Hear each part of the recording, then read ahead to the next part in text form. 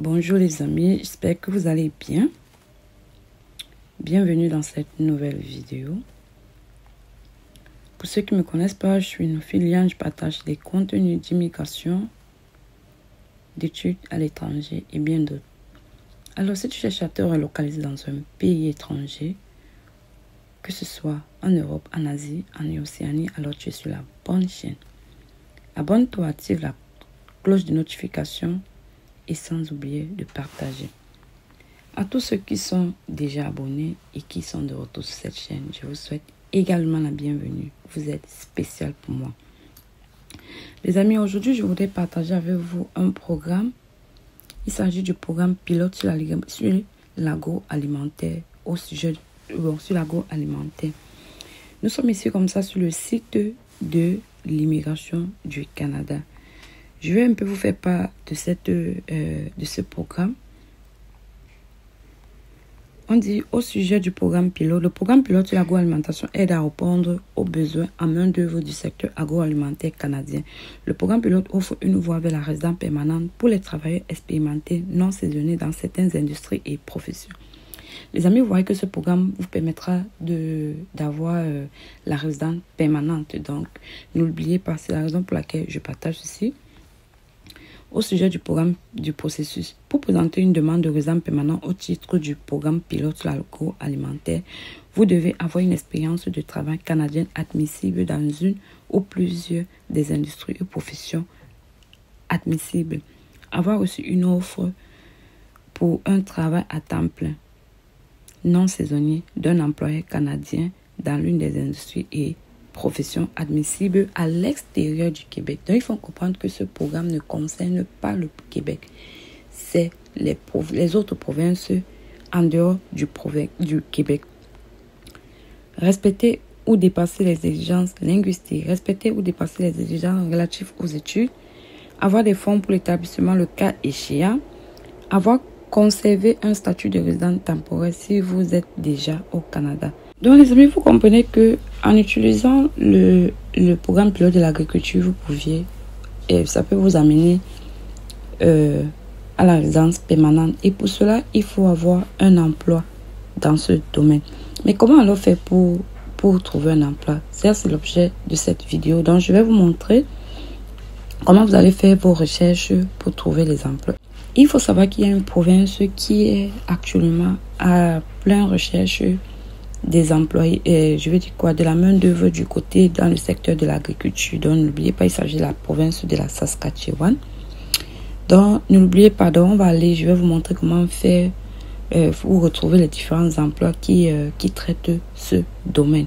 Les amis, nous sommes sur le site de Guichet Emploi. Comment faire pour trouver les jobs dans le secteur de l'agriculture?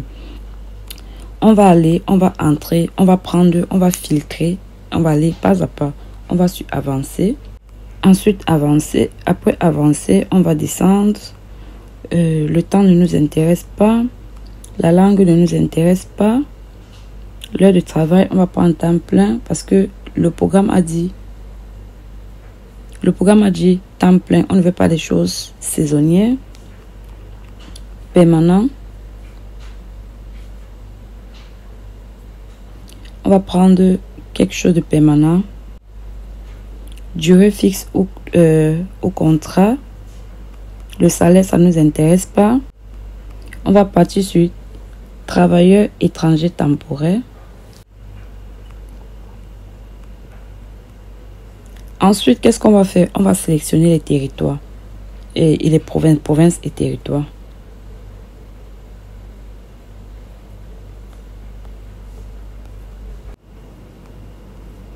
Les amis, pour les provinces et territoires, il faut regarder, il faut savoir que j'ai sélectionné tout, mais je n'ai pas sélectionné la province du Québec parce que c'est la raison pour laquelle il fallait que je sélectionne les autres provinces et je laisse la province du Québec car ce programme ne concerne pas le Québec. Vous voyez un peu, le Québec là n'a pas été coché, donc j'ai laissé sans cocher cela. Maintenant, on va partir, on va prendre les emplois vérifiés.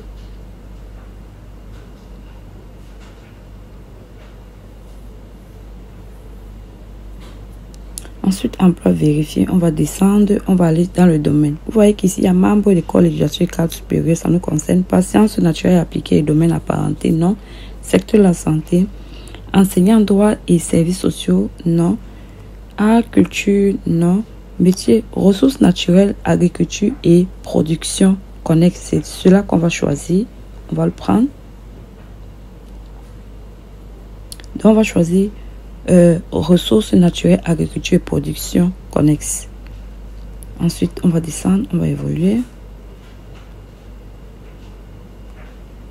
Bon, formation, on ne se met pas dans la formation, expérience, non.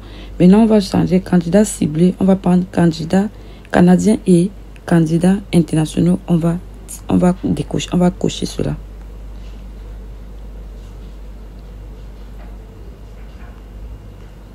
Vous voyez que ça a été coché. Maintenant, avantages sociaux, ça ne nous intéresse pas. Maintenant, on va aller consulter. Maintenant, on va venir, vous voyez en haut là, consulter les 37 résultats. Allons consulter.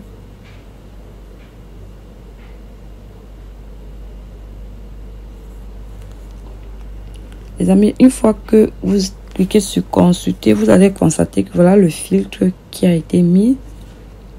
Le filtre. Donc, vous pouvez regarder. Voici les différents emplois.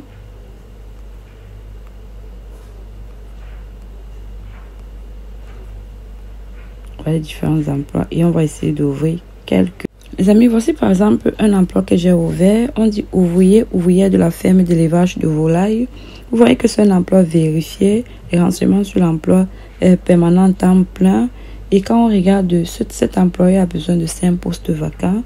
Et vous baissez, vous descendez. La langue, c'est l'anglais. Aucun certificat, diplôme ou grade.